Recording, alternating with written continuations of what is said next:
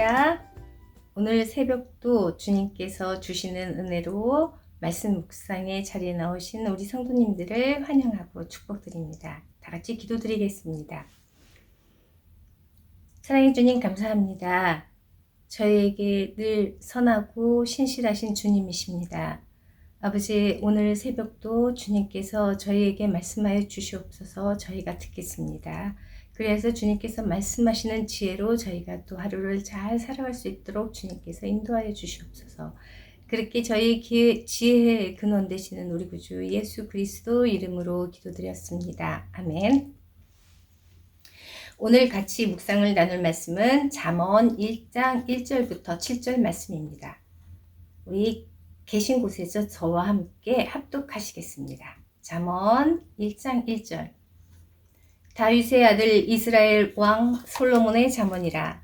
이는 지혜와 훈계를 알게 하며 명철의 말씀을 깨닫게 하며 지혜롭게 공의롭게 정의롭게 정직하게 행할 일에 대하여 훈계를 받게 하며 어리석은 자를 슬기롭게 하며 젊은 자에게 지식과 근신함을 주기 위한 것이니 지혜 있는 자는 듣고 학식이 더할 것이요 명철한 자는 지략을 얻을 것이라.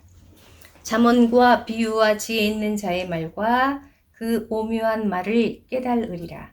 여호와를 경외하는 것이 지식의 근본이거늘 미련한 자는 지혜와 훈계를 멸시하느니라. 아멘. 오늘은 지혜로운 자를 더 지혜롭게 라는 제목으로 여러분과 함께 말씀을 나누도록 하겠습니다.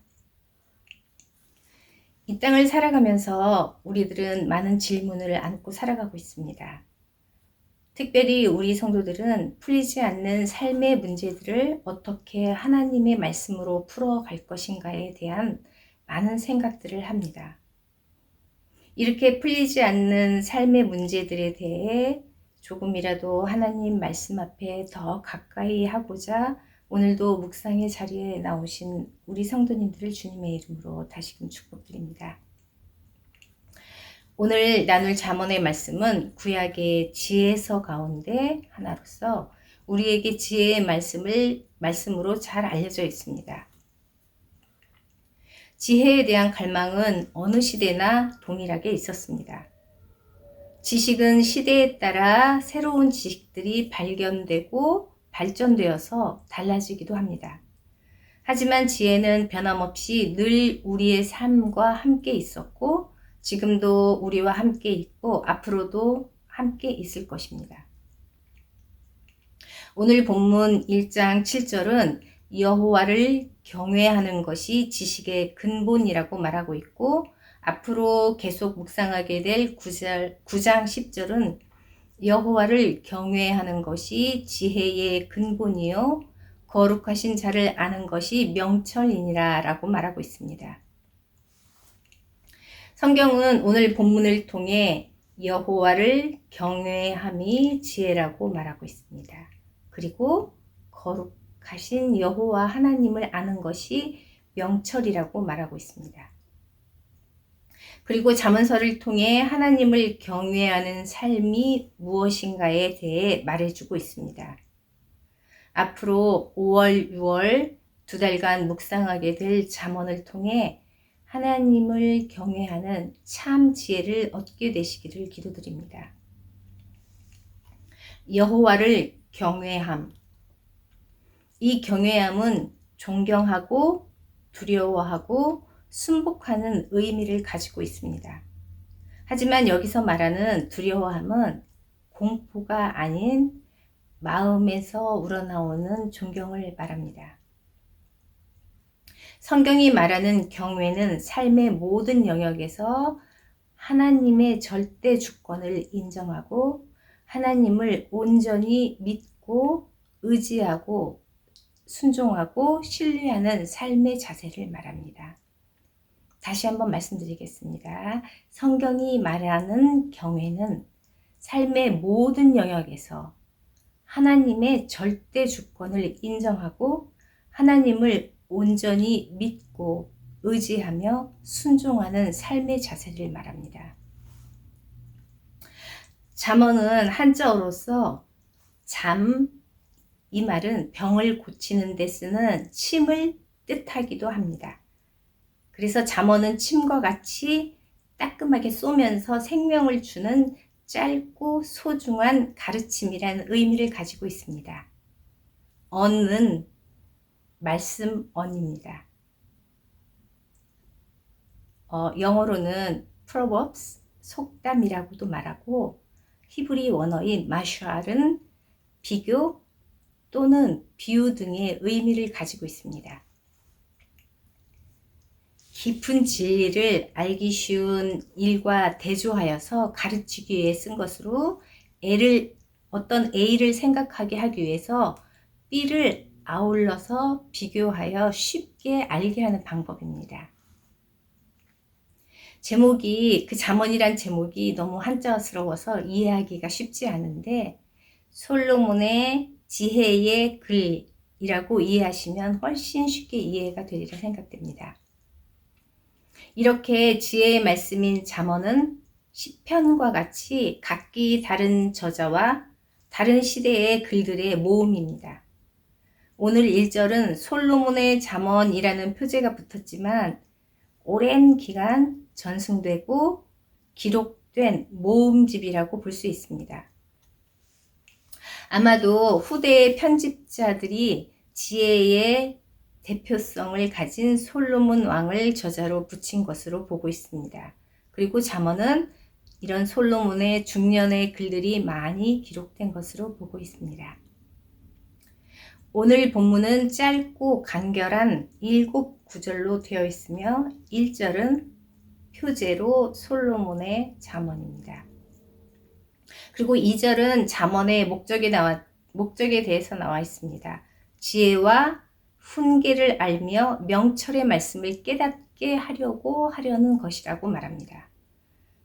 3절과 4절은 지혜의 요지로서 저자가 잠언을 읽는 독자들에게 잠언을 쓴 주제가 무엇이며 저자의 생각을 알리려 함입니다. 솔로몬은 오늘 본문을 통해 읽는 독자들에게 지혜롭고 의롭게 하기 위함입니다. 그리고 공평하고 정직하게 행할 일에 훈계를 받게 함이라고 말하고 있습니다.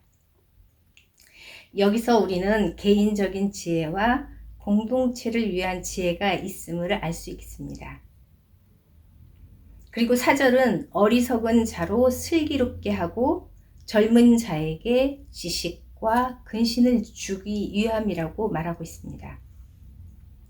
결국 잠언을 쓴 목적이 지혜를 얻고자 하는 자들에게 잠언을 통해 지혜를 주기 위함임을 알 수 있습니다.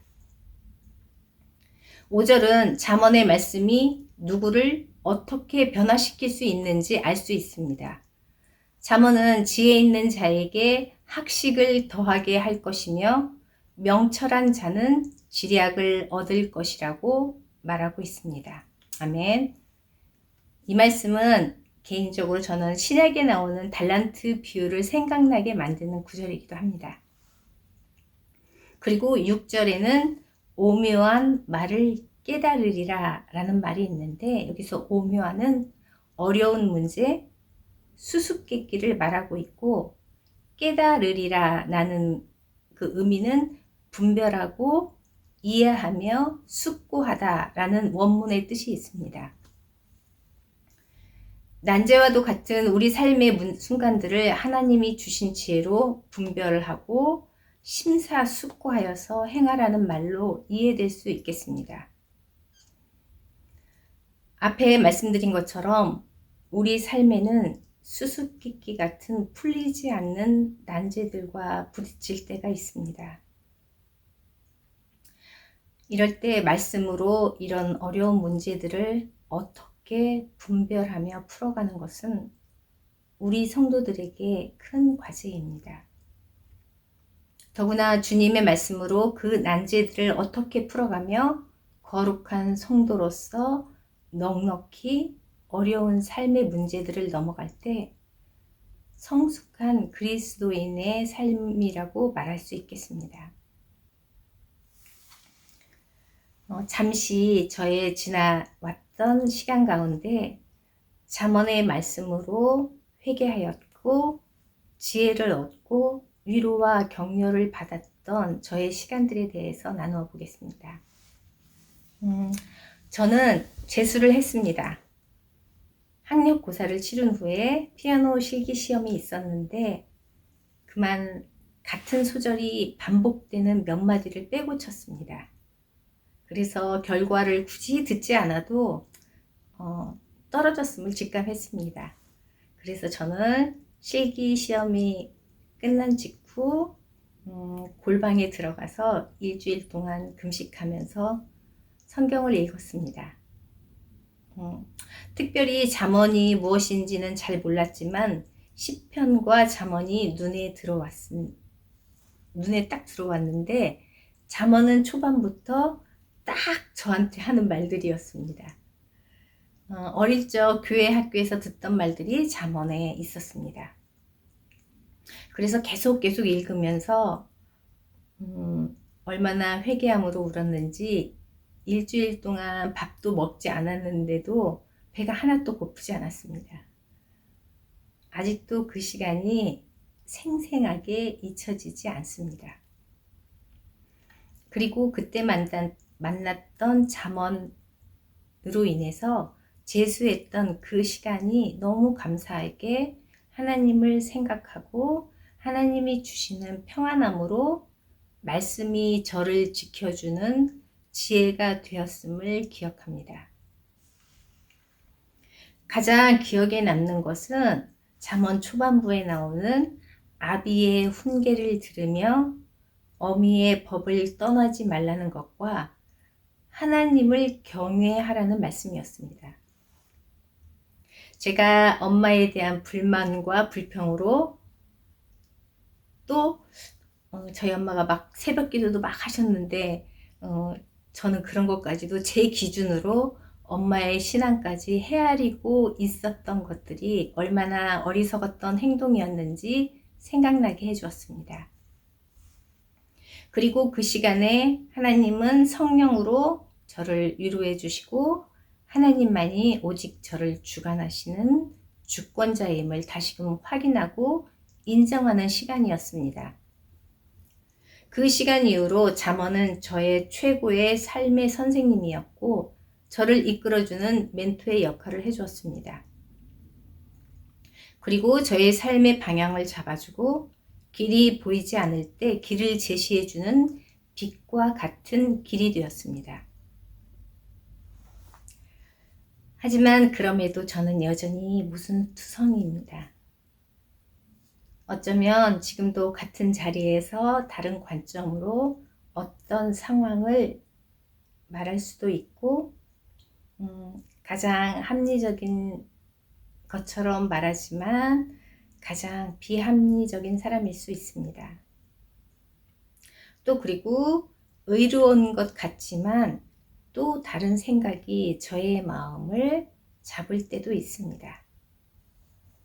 이런 저의 어찌할 수 없는 모습을 스스로 볼 때가 있습니다. 이런 저를 알기에 오직 하나님께 저를 맡길 수밖에 없음을 매 순간 주님께 고백합니다. 저의 약함과 약점을 알기에 제 스스로 하나님을 그리고 하나님의 거룩함을 이룰 수 없음을 누구보다 잘 알고 있습니다. 그래서 더더욱 하나님을 의지합니다. 하나님이 해주실 때 제가 아닌 하나님이 제 안에서 일하심을 알기에 더욱 하나님만 바라보고 붙잡습니다. 집안 청소를 하면서 깨닫는 것은 아무리 새 물건이라도 매일 닦지 않으면 어느 사이에 먼지가 내려앉고 그 먼지에 불순물이 같이 섞이면서 그 먼지는 더 두꺼워집니다. 그리고 그 두꺼워진 먼지는 나중에 한꺼번에 닦아내려면 힘도 들지만 닦아도 빛이 나지 않습니다. 그래서 하나님의 성도인 우리는 매일매일의 말씀 묵상을 통해 우리 영혼을 맑고 깨끗하고 정결하게 닦는 것입니다. 말씀의 빛이 나를 비추고 찌르고 보게 할 때 우리는 하나님을 알게 되고 각자 스스로 나를 정확히 볼 수 있게 되는 것입니다. 말씀을 맺겠습니다. 성경의 처음과 마지막은 복음입니다. 하나님의 복된 소식인 죄로부터의 구속과 우리에게 영생의 선물을 주시는 구원에 관한 말씀들입니다. 복음의 본질은 창세기부터 계시록까지 변함이 없습니다. 아무리 세상이 몇 번 변하고 과학이 너무 발전해서 하나님의 자리까지 가고자 하지만 우리의 근본적인 문제인 죄로부터 우리는 여전히 자유롭지 못합니다. 그리고 그 죄를 해결하지 못하고 늘 허우적거리는 모습을 봅니다. 사람은 누구나 유한합니다. 타락했고 죄악을 가지고 태어났습니다. 그리고 스스로 하나님을 알 수 있는 지식도 없습니다. 그 어느 누구도 하나님이 계시하셔서 말씀해 주심을 깨닫지 못한다면 내가 누구인지를 온전히 알지 못합니다.